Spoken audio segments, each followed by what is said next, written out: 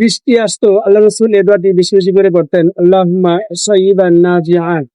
আপনি আমিও এই দোয়াটি বেশি বেশি পড়বো যখন বৃষ্টি আসে।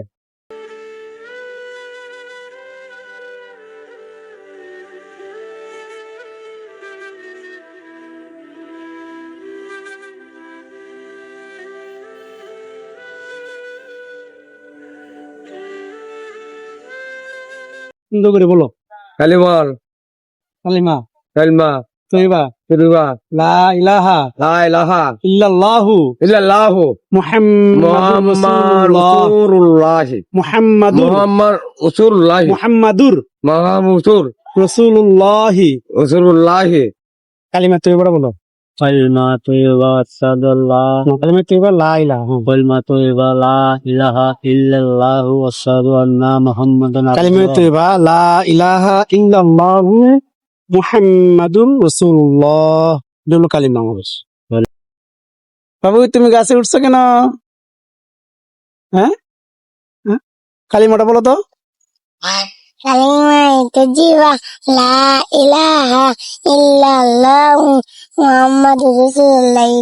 মাশাআল্লাহ, ছোট্ট বাবুটা কত সুন্দর করে কালিমা বলছে। হ্যাঁ, আমরা সবারই শিক্ষার দরকার আছে না কালিমাটা? এই ছোট্ট বাবুর কাছ থেকে কালিমাটা সবাই শিখে নিই। একদিন এক ব্যক্তি বরকত বিষয়ে সে বিশ্বাস করে না, বরকত বলতে কোনো কিছু নাই।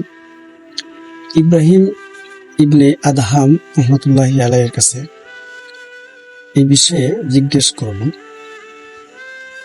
যে বরকত বলতে কি বোঝায়, বরকত কি? ইব্রাহিম ইবনে আদহাম রহমতুল্লাহি আলাইহি তিনি বললেন, তুমি কুকুর দেখো, কুকুর প্রতি বছরে কতগুলা বাচ্চা দেয়, আর ছাগল দেখো, ছাগল কয়টা বাচ্চা দেয় প্রতি বছরে? ওই ব্যক্তি বলল, কুকুর প্রতি বছর বাচ্চা বেশি দেয়, ছাগল কম দেয়। আচ্ছা তুমি দেখো তো কোনটা বেশি দেখা যায়, ছাগল বেশি দেখা যায় না কুকুর বেশি দেখা যায়?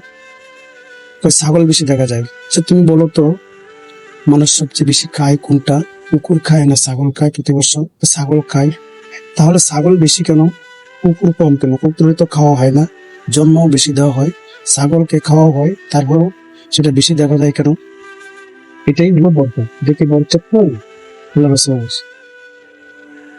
এই কথাটা উনি বুঝিয়ে বললেন যে এটাই হলো বরকত। দেখো, ছাগল সন্ধ্যা হতেই সারা রাত ঘুমিয়ে যায়, সকালে ঘাস খায়, বরকত সে পেয়ে গেছে। আর কুকুর সারা রাত বড় ঘেউ ঘেউ করে, তার এখান থেকে বরকত চিনিয়ে নিছে।